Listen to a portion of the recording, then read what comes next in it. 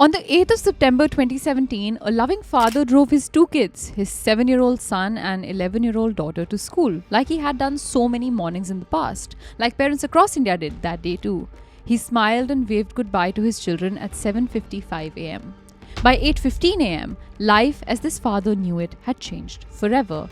His world had come crashing down in front of his eyes, and there was nothing he could do about it. This is the story of that 7-year-old baby boy. This is the story of Pradyuman Thakur.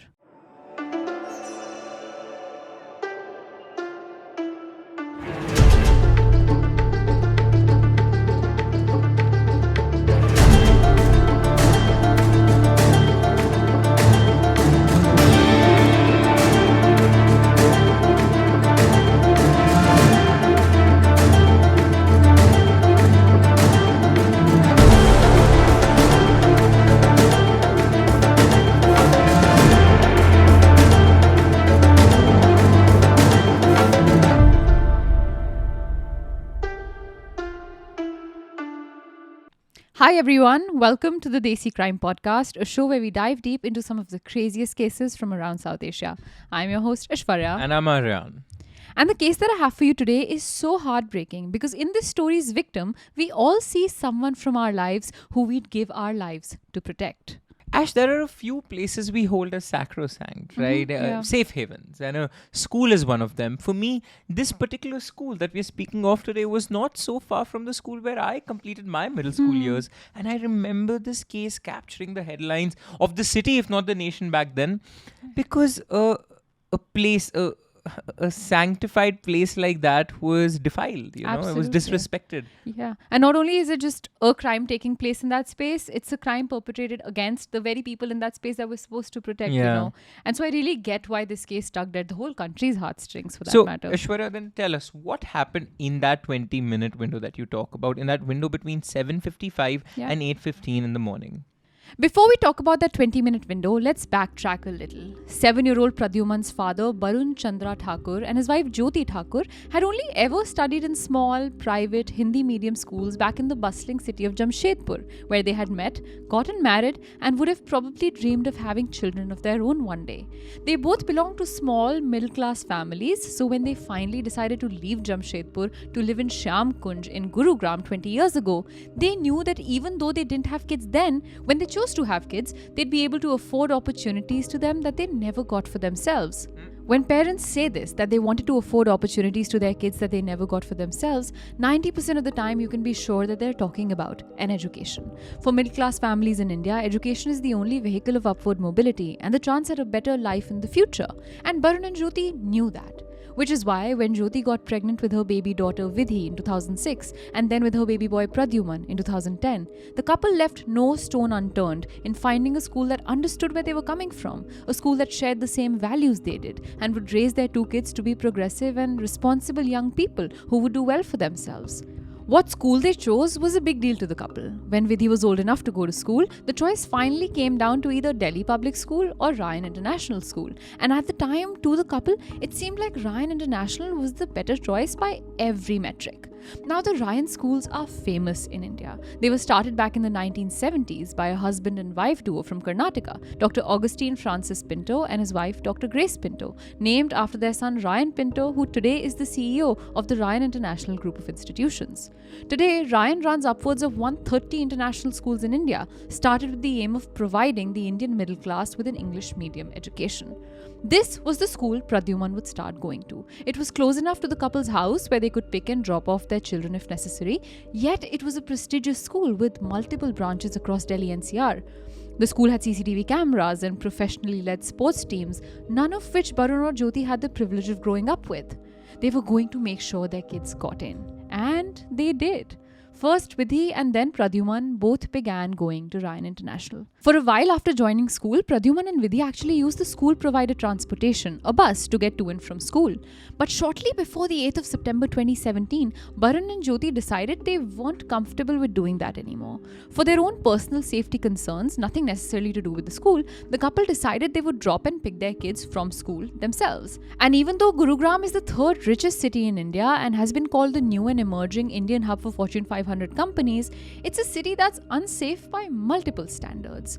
If you take all of Delhi NCR into account, as of 2014, 40% of the crimes committed within that region were from Gurugram alone. The Tribune India has called Gurugram a quote, cesspool of crime, while Numbeo, a global database, says Gurugram ranks high on crime rate, crime increase in the last 3 years, and corruption and bribery. In fact, Gurugram ranks incredibly high on crimes committed by juveniles, with 10 crimes committed by a juvenile being reported every day.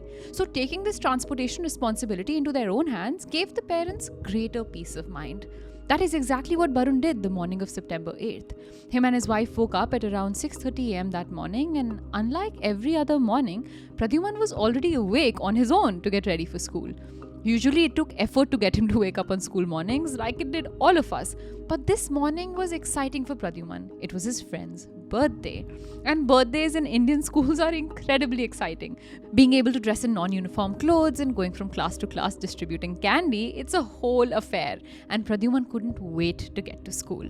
Him and his sister got ready for school, they all ate breakfast, and by 7:40, Barun told the kids it was time to get into the car to leave or they'd get late. It was an important day after all. 11-year-old Vidhi had an exam. Jyoti asked Vidhi if she had kept everything she would need for the exams, and Vidhi said yes. Pradyuman laughed and, like every other younger brother on this planet, teased Vidhi. Bol lo jhoot abhi, phir exam mein nahi milega saman, tab tum pareshan hona. Lie to mom all you want right now. When you won't find your things in the middle of the exam, then you'll be worried.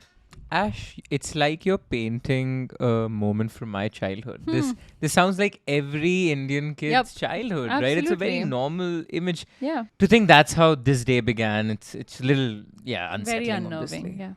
By 7:43, Barun, Pradyuman and Vidhi were inside the car, where Barun spent the time talking to his kids, hearing Pradyuman talk about how he wasn't able to sleep that previous night because it was hot in the house, and hearing Vidhi talk about her big exam. By 7:55, Barun had said goodbye to his babies, who walked away into the school building. Somehow, just 10 minutes later, by 8:05 am that morning, something had happened inside the walls of that school. While the teachers were beginning to walk into the classrooms and children were starting to settle into their chairs, Pradyuman wasn't inside his class.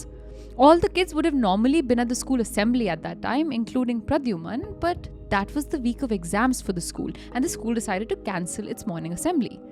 Suddenly, from outside the classrooms, the teachers and students heard the screams of the school gardener, Harpal Singh, who was shouting for someone to come help.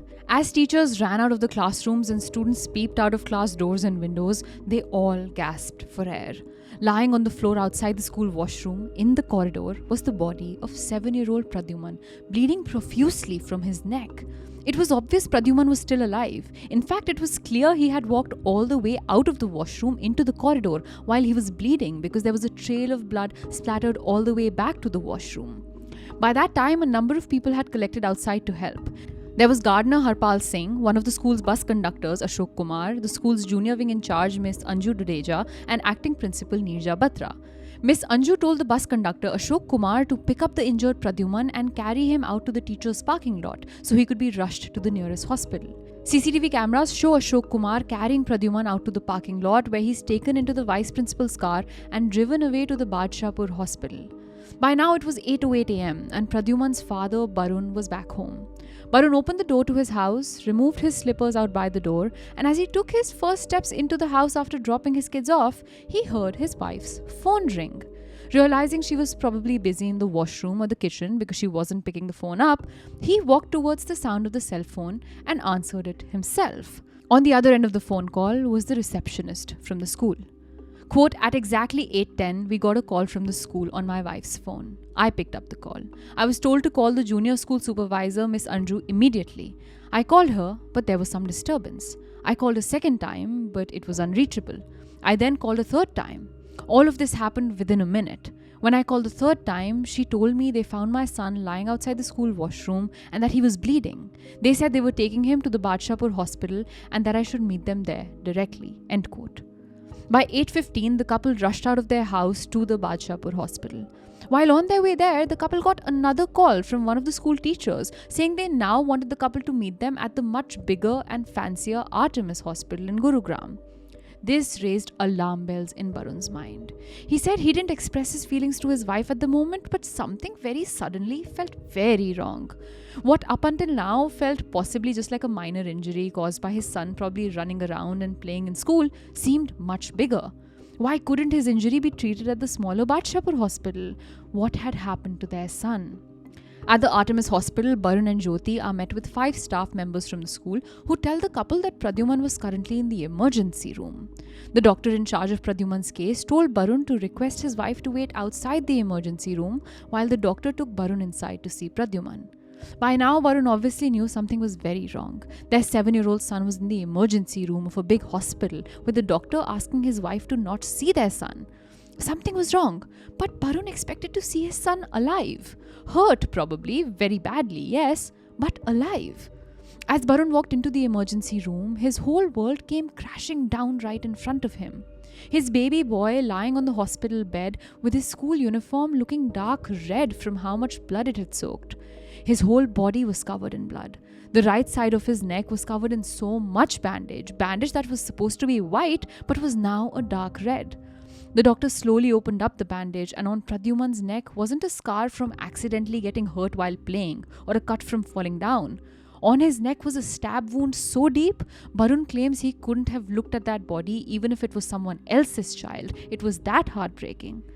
It was obvious his son was dead, but the doctor confirmed it. Pradyuman was brought dead to the hospital, the doctor said. He had succumbed to his injuries and was no more. Aryaan, imagine for a second that you have a kid, right? And you've received this call from the school saying, can you please come to the hospital? Something's happened. We need you to meet us there. What's the first thought that goes on in your mind? Ash, I've thought about this as you were narrating the case. I remember quite a few times. It was in the school in Gurgaon only that I used to go to, Sun City actually. And I hit my head on the table and it was bleeding. And the school called up my mom to say, your son is bleeding from the head. Now, to me, I remember it as a minor injury. Sure. But my mother recounted her reaction to hearing that, and she completely lost the plot. I can imagine. And now, as I've grown up, I realize why. Because, of course, just hearing that bereft of context, not knowing, that could mean anything. That could mean anything. Yeah. And, funnily enough, I remember they suggested that they were taking me to some XYZ hospital in the neighborhood that wasn't that big. And she specifically demanded he needs to be taken to Artemis. Oh, wow. So that is testament to the fact that Artemis is a prestigious hospital in that area. But yeah, I think my reaction would have been, I would have lost my plot. Like Aryaan, Pradyuman's parents were worried too, but they had no idea the extent of injuries their son had sustained. When they walked into the hospital looking for their kid, that's when they saw the true extent of his injuries. Their baby was dead. While the teachers were picking Pradyuman up from the school corridor and taking him to the car so he could be driven to the hospital, I mentioned that a group of people had gathered to help Pradyuman. In this group of people was also a parent who had come to school that morning to pay his child's school fee and had run to the corridor where Pradyuman was found after hearing the screams and cries. This parent was Subhash Garg. When the teachers took Pradyuman to the hospital, Subhash Garg stayed back with some of the staff members to inspect the crime scene to better understand what just happened. He could see in front of him a trail of blood coming out of the washroom. He noticed the bloody handprints and blood splatter on the walls outside the washroom, indicating Pradyuman had crawled out and possibly banged against the wall while trying to get out. As he began looking around for clues, someone came running to him to tell him that they had seen a knife inside one of the washroom stalls. Subhash Garg and the school staff that had stayed back with him pulled out their phones to record the trail of blood for evidence. I've seen the video, you all. After the Burari video of the family members hanging, this is probably one of the most disturbing videos I've seen while running this podcast. Subhash Garg is holding the phone, walking into the washroom, following the bloody trail. There is so much blood. But as he walks into the washroom, there's complete darkness. Nothing is visible for a few seconds of the video. That's when Mr. Garg urges one of the other staff members to turn their flash on while he continues to record. Suddenly, the flash goes on and the camera is pointing inside the last washroom stall. It's one of those Indian toilets where you have to squat over. There is blood everywhere. I don't remember the last time I saw so much blood in one video. Inside the drain of the toilet is the knife. It's right there on video. You can see the wooden handle protruding from the top. Quote, "That was when we knew this was a gruesome crime," said Mr. Garg. By 10:30 a.m. that morning, the media had gotten to know of the murder, which is when they began to telecast on their news channels. Parents of worried students gathered outside the school premises, many of them angry and many scared. You can see mothers waiting for their children to come out of the school building, but their hands are shaking. They can't talk straight because of how scared and angry they are. By about that time, the Haryana police had reached the school too, and unfortunately for them, their incompetence was recorded on tape. You can see random people, journalists and parents alike, walking into the crime scene and through the corridor where Pradyuman was found in the presence of police officers right in front of them. None of them are being stopped or inspected. If that's bad, listen to this. Someone from the school's supporting staff had taken a wet mop or a pocha and wiped away the entire trail of blood out in the corridor and left the mop lying right there on the floor outside the washroom covered in blood. If random people walking all over the crime scene was weird enough, Haryana police officers can be seen walking right over the blood splotches and through the crime scene in their uncovered shoes, all of which is recorded on tape. No gloves, no protective gear, nothing. When police entered the washroom stall where Pradyuman had been stabbed and the knife was laying, one of the officers just reached in and picked the knife up and put it in like a weird transparent plastic box. I think it's that box that you keep chalk and dusters in. And they just put it in Ash, there. when we see Indian crime scene videos, like take the example of when Baba Siddiqui was shot, right? And you see everybody sort of surrounding the car. I can still blame that on the abundance of people, right? There are so many people. And so fine, I can't entirely blame the police. But this is a school. There aren't people flooding the corridors. This is completely in your control. Absolutely. And it is you who's trespassing and defiling evidence. Yep. By this time, 200 some angry parents had gathered inside the school building, shouting slogans against the school and its teachers, breaking the glass windows and tables in the reception, breaking a tall grandfather clock and shattering it to the ground, and throwing plant pots across the room. Eventually, Haryana police received news from their intelligence team that someone might try to burn down the school, which is finally when the police shut the school off to the public. While all of this was going on at school, Pradyuman's parents were taking their child's body to the mortuary in Sadar Bazaar by 12:30 p.m. that morning for the post-mortem of their own kid. Dr. Deepak Mathur, the forensic specialist who conducted Pradyuman's autopsy, came forward to reveal his analysis of the injuries in the documentary titled Big Little Murder, which, by the way, has since been banned by the Delhi High Court. Quote, his neck was completely slit open. Such a small child with such deep and invasive injuries, it was a very gruesome sight to see, said Dr. Mathur. According to his analysis, there were 2 cuts on Pradyuman's neck. The first one was a 12 centimeter long cut right in the middle of his throat, but wasn't deep at all and wouldn't have led to so much bleeding or his death as quickly as it took place. Dr. Mathur called this a superficial injury. It was the second cut that caused all the bleeding and ultimately Pradyuman's death. It ran from the middle of his neck all the way to the back of his ear, making it much longer and deeper than the previous injury. According to Dr. Mathur, the length and depth of this cut shows the sheer force with which Pradyuman was cut and gives us some insight into the psyche and intent of the person that murdered him, the intent being wanting to make sure that Pradyuman didn't survive under any circumstance. Dr. Mathur claims the murderer was definitely, quote, stouter and bigger than the child, making it easy to grab the child from the back and inflict an injury that went upwards towards the ear. He also claims that considering the nature of the cut to Pradyuman's neck, he would have been unable to scream or shout or call for help after he was attacked. His body and mind would have gone into a state of shock, and he would have struggled in those last few minutes that he was alive, as his blood would have filled up his trachea or the windpipe.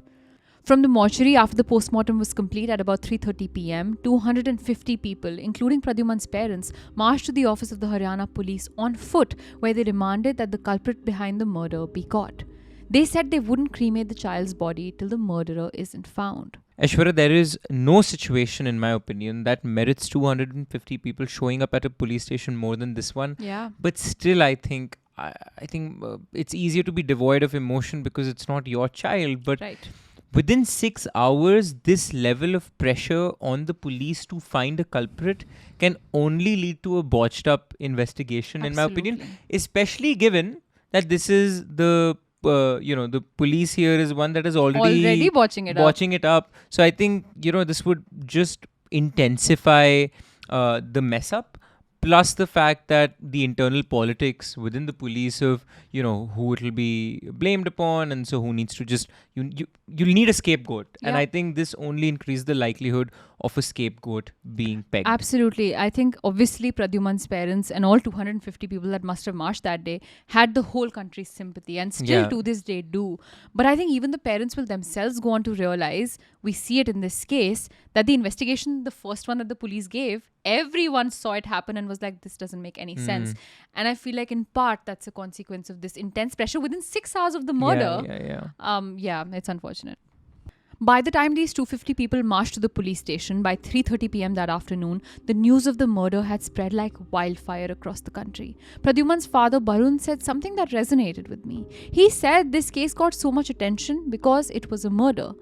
He said he would have understood if his child had fallen off the stairs and died, or gotten terribly hurt while playing with other kids and then died. But he was killed inside a school, not even after the school was over for the day, and isolated. His kid was killed in the morning hours when the school was probably the busiest, with parents coming in and out, buses of kids arriving, and teachers entering. How did nobody see or hear anything? If you see pictures of the school building from the outside, you'll see that the washroom window is right by the main school entryway into the building, the entryway from which all of the teachers and kids were coming into the school that morning. How was this possible? And the motive was what baffled Barun and Jyoti the most. What could a 7-year-old possibly have done to warrant such a death? This is where it's important to remember what I said about Gurugram and its criminal underbelly. One journalist said that while Gurugram can easily be considered one of India's most cosmopolitan pockets, it is also an incredibly patriarchal belt in the middle of a developing environment where people take pride in lawlessness and settling matters on their own. In fact, I remember the first time I visited Gurugram, which was about 8-9 years ago, and I remember thinking it was incredibly peculiar. For 5 minutes, you'll see fancy cars and malls and tall corporate offices surrounded by huge bungalows, and suddenly you'll be in the middle of a village where even the roads weren't properly paved. 5 minutes later, it's developed and cosmopolitan again before you're in the middle of another village. And this school was located not in the fancy cosmopolitan part, but in the underdeveloped village part, with news reporters claiming they didn't even know how to reach the school the morning of the murder.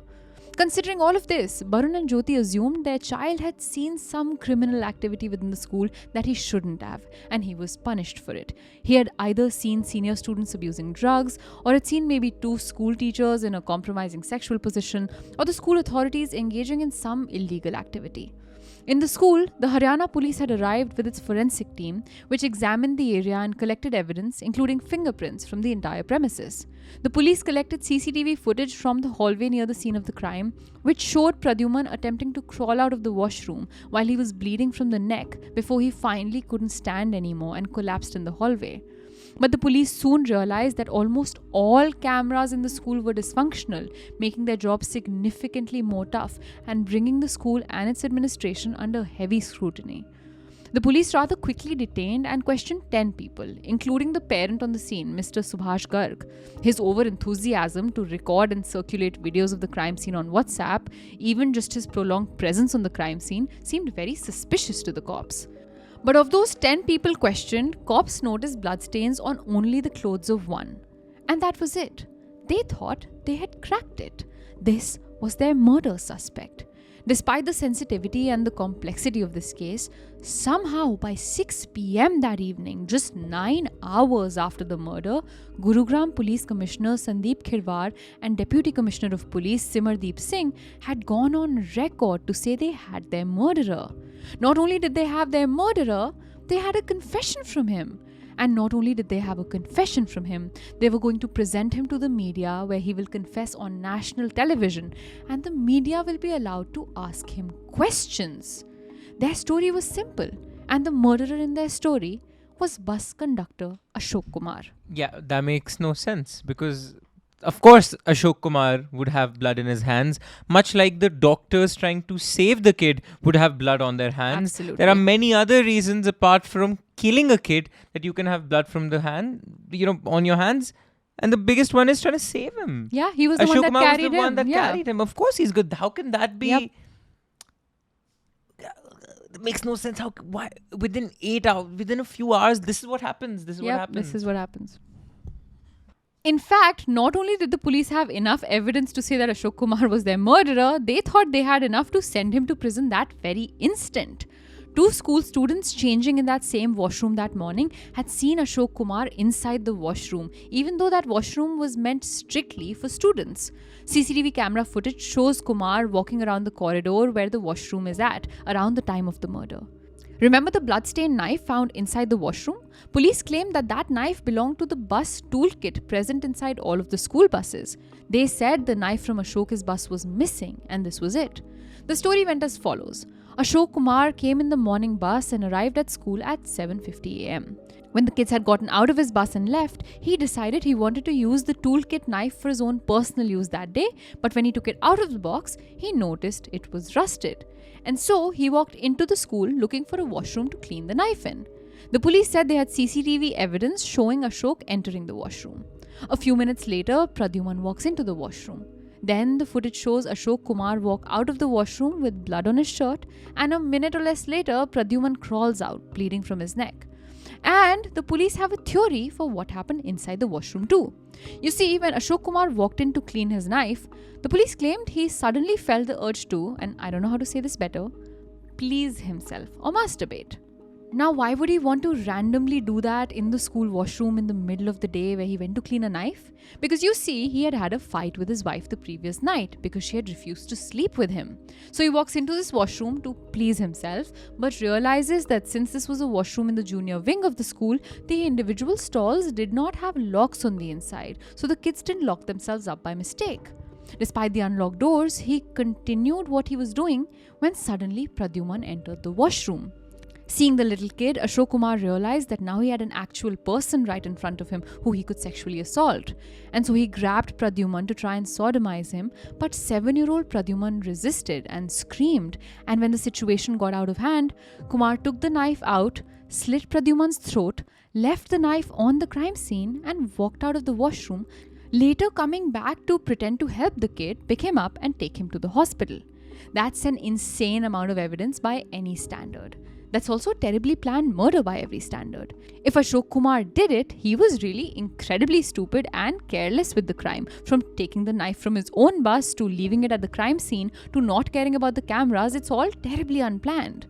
The Haryana police held a press conference at 11:30 p.m. that evening to reveal all of these details to the media. The next day, they presented 42-year-old bus conductor Ashok Kumar to the world for his confession.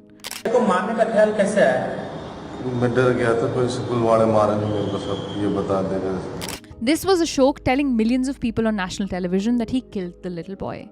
I'm sure you're wondering, they had the evidence. How does it matter if they found the evidence in 6 hours or 6 months? They found it, and as long as a court of law thought it was legit, Ashok should go to prison. If it wasn't legit, he'd be set free. Why am I harping on and on about the 6-hour investigation? I'm doing that because unfortunately for the police, the theory that Ashok Kumar was the murderer made no sense to anyone, including Pradyuman's parents, who wanted the murderer to be caught more than anyone else in the world. Even they said they knew the theory was bullshit from the moment they heard it. I also keep harping on the 6-hour investigation because inside the school that day was another person very capable of being Pradyuman's murderer. And multiple people noticed this person's suspicious behavior even just a few minutes before Pradyuman was found.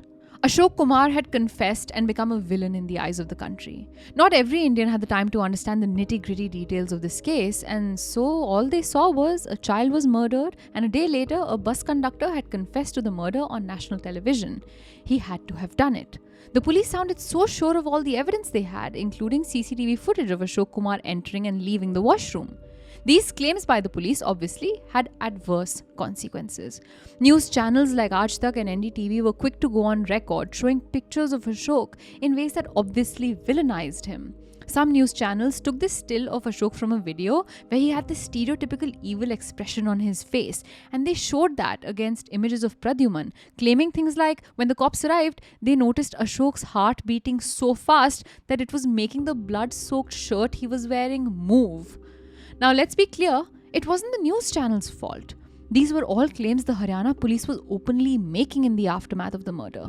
The news channels simply broadcasted these facts without necessarily seeing the evidence themselves because they trusted the police.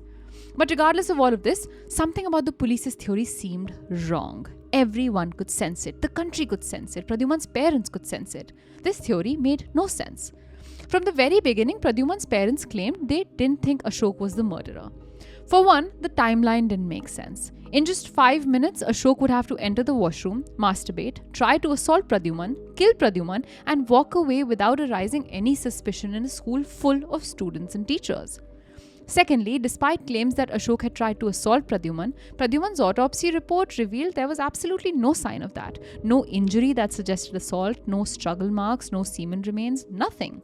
Thirdly, the motive made absolutely no sense. The whole cleaning the knife but wanting to masturbate but then wanting to assault a kid but then having to kill him story just didn't sit right with anyone. Lastly, and perhaps most importantly, Pradyuman's family came forward to make a shocking revelation. They had met with the other people who had helped take Pradyuman's body to the car and had noticed the conductor helping. These people were Miss Anju Dudeja, Miss Neerja Batra and gardener Harpal Singh. They asked these people, when you noticed Ashok Kumar run to come and help Pradyuman, did his shirt have blood on it? One by one, each of them said no. They do not remember his shirt having any blood on it before he picked the boy up. Some of them said they hadn't noticed his shirt to be able to know for sure, but even that answer just meant that nobody had actually seen his bloody shirt before he picked the child up. And once he did pick the child up, he obviously would have blood on his clothes, like Aryaan said. By the time the police arrived though, Ashok Kumar had washed his shirt, which seemed suspicious to everyone, especially since, you remember Mr. Garg, the parent who shot the crime scene video? He had told Ashok to not wash or remove his shirt. Despite that, by the time the police arrived, the shirt was washed. But is that really suspicious, I ask you? Who wants to roam around wearing a shirt with a murdered child's blood on it? That's what Ashok Kumar was saying. He said the sight and smell of the blood on his clothes became unbearable. He couldn't take it anymore, and so he had to wash it. Now Barun and Jyoti were growing more and more frustrated. They hated the way the Haryana police was investigating the case. Their 6-hour-long investigation, their 4-hour-long period for claiming this was an open and shut case with a decided murderer, their 1-week period for drafting up a charge sheet against Ashok, it all seemed fishy. They demanded that the investigation be transferred over to the CBI. And the BJP-led Haryana government of Manohar Lal Khattar met with the parents and swiftly handed over the investigation to the CBI. If everything I've told you in this episode sounds like it was leading to the end of the story of Pradyuman's murder, you're wrong. It was just leading to the beginning. The CBI was now taking over this investigation from the Haryana police. Let me try to explain to you what the CBI did with the Haryana government investigation in very simple words. They wrote it down on a piece of paper, crumbled that piece of paper up into a ball, found the nearest trash can, threw that piece of paper into that trash can, and lit that trash can on fire. All of that is to say that the CBI essentially said that the Haryana police had conducted an investigation that was good for nothing, and the CBI was going to start from the beginning. And when they started from the beginning, the face of a new murderer came to the forefront. A story appeared that somehow sounded more unbelievable than the previous one. A story so sinister, it left all of India in shock. A story that the Haryana police knew of, but chose to ignore. Not only did they ignore this theory and this suspect, but they also hid this suspect from the media and parents. They made absolutely no mention of him while they paraded Ashok Kumar around for the media to question. An ex-student of Ryan International, Aryaan, was taking some tuition classes back in 2017 in the month of the murder. Shubham was a stream topper for grade 12 at Ryan, so when some current students asked him for help with their studies, he started to take classes. Shubham had a tuition class of about 5 to 6 kids, most of whom were current senior students at Ryan. Shubham also met with his tuition class on the day of the murder, but knew that none of his students would like to study that day. They'd all like to discuss what had happened in school that morning. They'd like to discuss the murder. At 5 p.m. that day, the tuition class for the 11th graders met, and that's what they did. They discussed the murder. These 11th grade students said they didn't know too much, just that Pradyuman was murdered and Ashok Kumar was the suspect, but one of these students had noticed something weird about a different student that day. One of the kids asked Shubham, "Bhaiya, do you know about this other boy? He came very late to give the exam today." The identity of this boy they are talking about hasn't been revealed for his safety and privacy, so we'll call him X. But Shubham knew X. X was a few years his junior at Ryan. They used to say hi to each other walking in the corridors. X was one of Ryan's well-known keyboard players on campus. Quote, on the day of the exam, he was supposed to sit on the first seat of the second row, said one of Shubham's students. In fact, almost all of Shubham's students in the tuition class knew X. He had been in their class for many years now. They knew him very well. When X came late to the exam that morning, the teacher walked up to him and said something to him. When the exam got over, these tuition kids who knew X walked up to him and asked him why he came late and what the teacher said to him. That's when a panicked X began to tell them what he saw. He said he was on his way to class for the exam when he saw Pradyuman lying outside the washroom, bleeding and calling him for help. He ran and called a teacher who asked him to call another teacher. By the time X called the teachers and ran back to the class for the exam, he was late. Quote, the way that boy was calling me, it felt like my younger brother was calling me. I'm scared, X told his friends. Now notice a discrepancy. In the Gurugram police's version of events, the first person on the crime scene was Gardener Harpal Singh. But X admits over and over again he was on the crime scene before anyone else. Did the Gurugram police just lie to make their theory seem more plausible, or is this just a reporting error by some news channels? I don't know. Mehak Rajput, the classmate of X, was in the corridor with her friends after their exam was over, and all of them were talking about Pradyuman when X walked up to her and her group of friends and told them about what he had seen in the morning. Quote, I miss my family right now. I want to go back home to my mom and dad. The little boy I saw this morning reminds me of my younger brother. End quote. That is what X said to Mehak and her friends. Quote, do you think I would do something like this? I'm the first one who saw the kid. I'm the one who called the teachers. Now everyone is going to think I did it. I hope you all don't think I could have done something like this. My own brother is 6 years old. End quote. Nothing is super out of the ordinary right now, but just enough to make you think twice. Just enough to make you look at X and go, it's weird you were late, and it's weird the way you've behaved since then. The friends that saw X inside the examination that morning claim he wrote absolutely nothing on his paper. X later told his friends he had left the paper blank because his hands were shaking the entire time and he couldn't even write a word. He said he was very scared. Just to play devil's advocate a little bit here, is that what would be a reasonable reaction of a kid of X's age who had seen a bloodied kid lying on the floor and walked into the exam?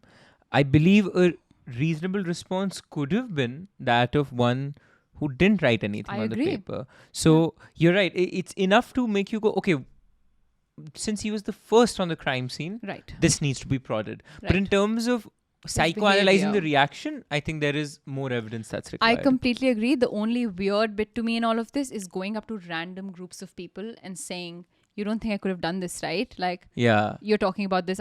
You don't think my own brother's 6 years old, I couldn't have done this. That's the weird bit to me. It's not necessarily the not writing the exam or coming late to the exam. None of that.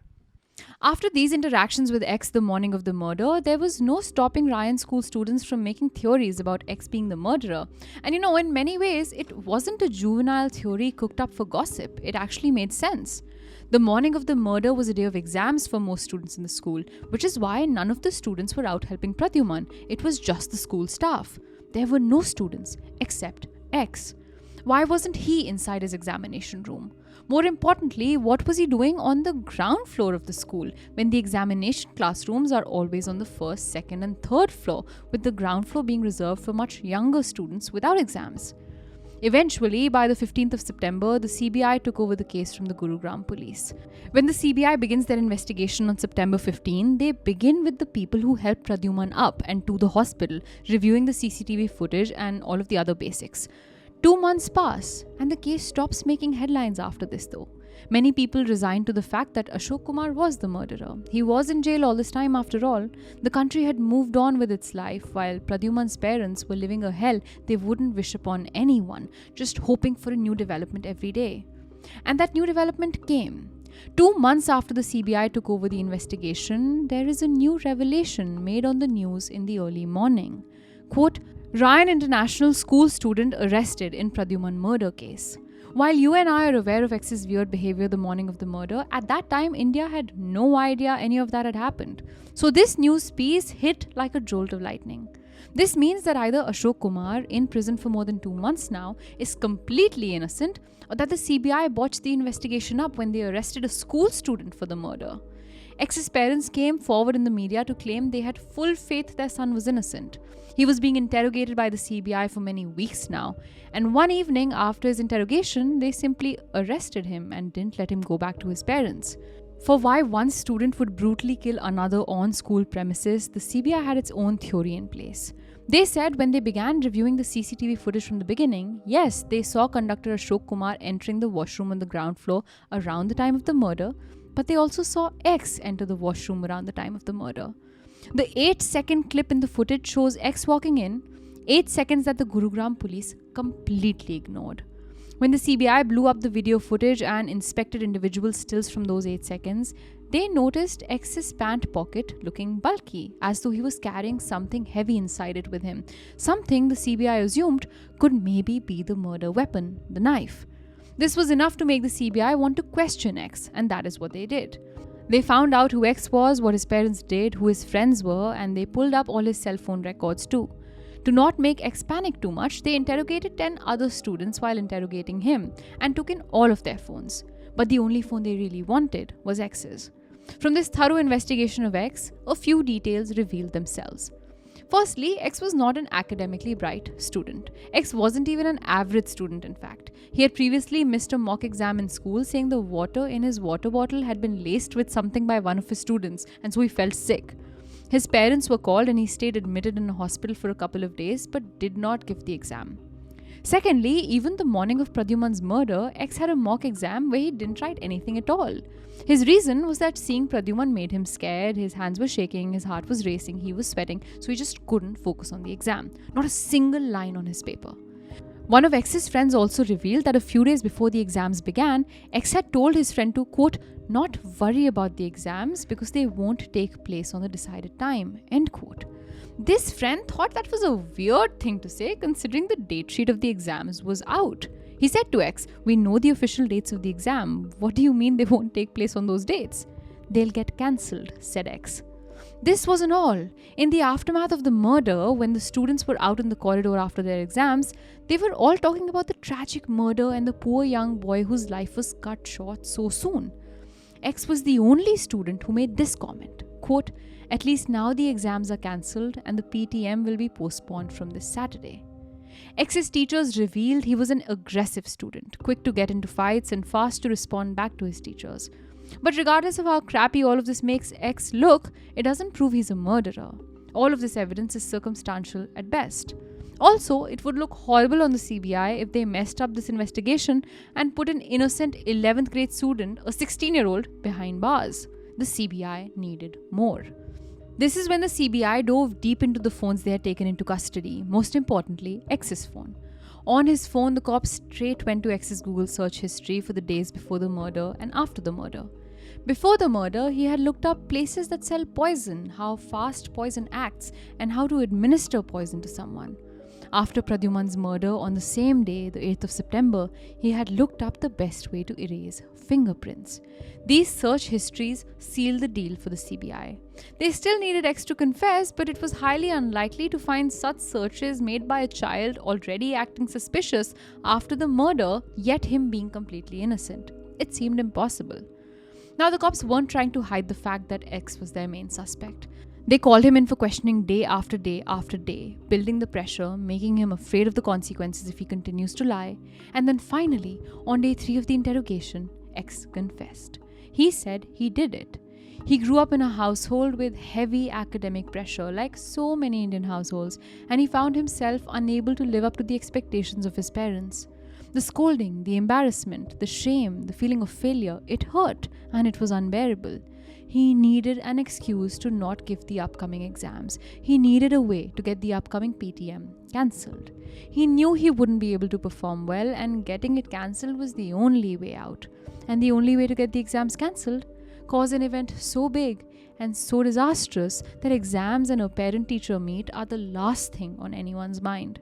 So that is what he did. What is a bigger and more devastating and more distracting event than the murder of a child in the confines of a school? And if you're the first person to see the bleeding child, who other than you has a better excuse to perform poorly on the exam because the image of the bleeding child wouldn't leave your head, because your hands wouldn't stop shaking? X's plan wasn't just to get the exams and PTM cancelled and the school shut for a few days. It was also his plan to do something so destructive that the school had to shut down permanently. He had planned it all out. Someone inside the school was going to get murdered. But who? That X had left up to chance. Whoever he finds alone in the school corridor at the right time will become his victim. While kids were going to their examination rooms on the first, second, and third floors, this 11th grade student was walking the corridor of the junior wing of the school, located on the ground floor. He saw a young boy, Pradyuman, walk into the washroom alone, and he knew he had his opportunity. He walked in, slit Pradyuman's throat, and walked out within a minute. So that he wouldn't get caught, he a second time asked his teacher to go to the washroom, where he now pretended to see a bloody Pradyuman lying on the floor, called the teachers, pretended to help, and then walked back to the examination room, claiming he was now too disturbed to give the exam. The CBI charge sheet mentions the motive to be wanting to cancel the exams and the upcoming parent-teacher meet. Now, I just want to point out here, if this theory is true and the CBI have found the right murderer, I think X is an incredibly delusional individual. I think that delusion he exhibits is the reason this story sounds borderline stupid. Who in their right mind would think murder is the way to get your exams cancelled? He sounds like he was also a child that probably needed some kind of help. The kind of academic pressure that makes you commit murder is unimaginable to me, but it's very real for so many Indian kids out there. It's too much, it's unbearable. Aishwarya, murder is of two kinds, right? I mean, philosophers of the past have talked about this murder of someone else or murder of yourself, which is suicide. And I think in Indian society, we are so aware of the latter kind. Right. We know of so many suicides owing to academic pressure. I mean, Kota is a cesspool of that, where kids go to coaching schools. So this is just a variation of that. This is a variation of that to me. And I can see how the environment we create in our country and the pressure and stress we create leads to something like this, as delusional and as unbelievable as it may seem. Yeah. Somehow we've managed to create a culture where a crime like this can occur. According to the CBI's investigation and mental analysis, though, X's mental faculties were not compromised. He was perfectly capable of planning this elaborate murder out and finding ways to tamper with evidence, so he wasn't a suspect. But he was still just 16. He needed to be treated in accordance with the appropriate juvenile justice laws. If tried as a juvenile, X can only be sent to a correctional facility for youth, where he will remain till he's 21 years old. In such a case, he cannot be sentenced to life imprisonment or the death penalty. If tried as an adult, he would face trial like any other adult in India under the Indian Penal Code.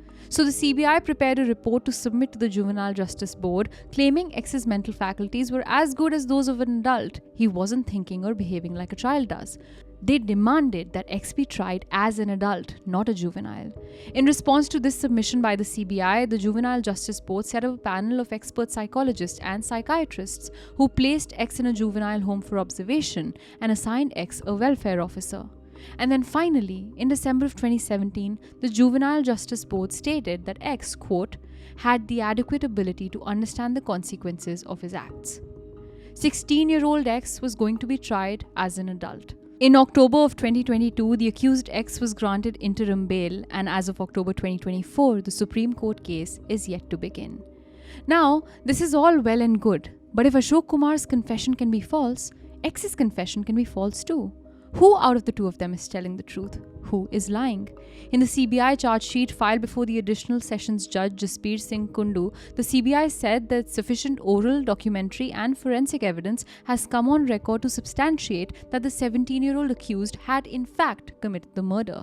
The charge sheet also claimed Ashok Kumar to be completely innocent, with absolutely no involvement in the murder of Pradyuman.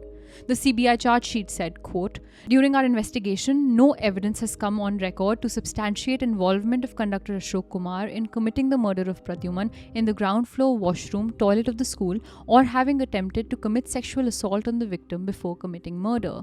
No bloodstain was found on his clothes or his person before he had lifted the victim. Ashok Kumar's presence inside the washroom has been explained and found to be justified and true based on independent versions of several witnesses and minute analysis of the CCTV footage, end quote. Since his release from prison, Ashok Kumar remained bedridden and in a state of shock for a very long time, with him and his wife claiming he was brutally tortured by the Gurugram police. He said they hung him upside down and beat him up and even sedated him till he didn't agree to confess. He was beaten so mercilessly on his chest that post his release, he was having difficulty breathing and refused to talk to anyone who came to visit him because he said talking hurt that much. He was immediately admitted to the hospital post his release from prison. 4 years after the crime, Ashok gave an interview again, describing how he stays scarred from what he had made to go through. Quote, "It has been 4 years. If I was at fault, they would have hanged me to death. But the real accused is still alive. Everyone wanted to kill a poor man. Only I can imagine what I lived through. I would have gone crazy had I lived there in police custody for even a month longer. I had stopped blinking. My mind was out of control. I would only keep thinking of my kids. I feel no anger. Only the powerful have the right to feel angry. I feel nothing. I am alive till I am. I don't mind, even if I have to beg to feed my children." End quote. The CBI began a separate case to investigate the malpractice at the hands of the Gurugram police and claimed they were going to make sure that those responsible for this treatment of Ashok Kumar and for an incredibly poorly conducted investigation will be held responsible. The Gurugram police came under heavy flack for their outrageous claims, which were backed by absolutely no evidence. The media questioned them mercilessly, and they didn't have much of a response to give.